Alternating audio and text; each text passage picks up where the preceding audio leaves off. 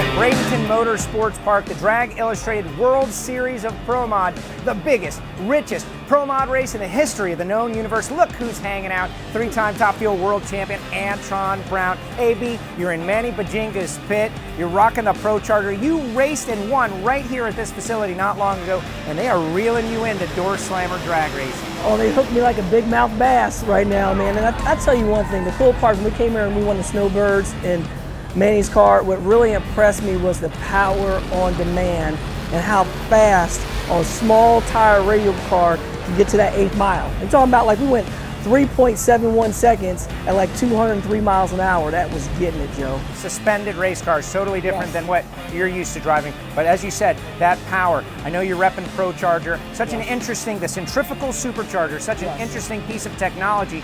You run cars with superchargers, Top Fuel. Could we ever see a ProCharger in Top Fuel? Do you think it would translate? What would that be like? You know, the cool part is I think all the stuff is right there. You know what I mean? Just a little bit more testing, more proving ground. And the main thing is for the rule book to open up.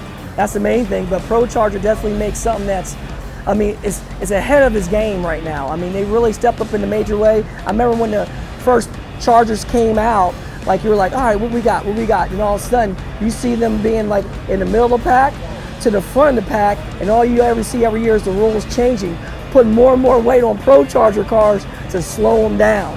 So that tells you where the gains are at and what the people from ProCharger is all about, the reliability, the durability, and at the end of the day, it's horsepower, baby, horsepower.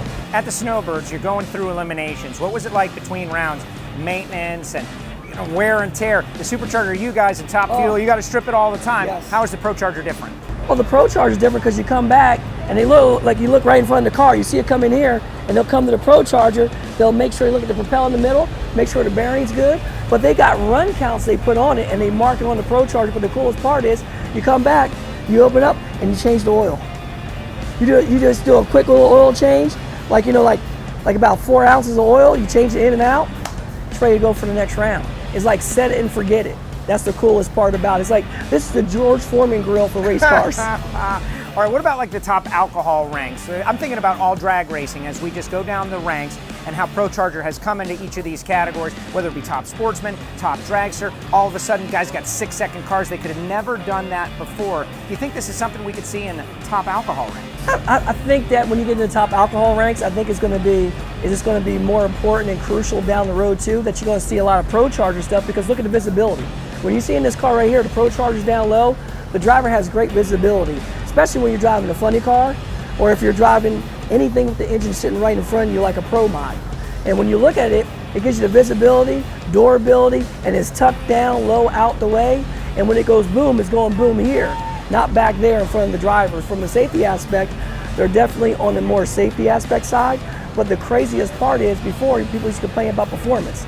Now the performance is there, and ProCharger brought it to the party. Yeah, tell me about that. Driving car with a ProCharger, you've got the best experience of anybody I know.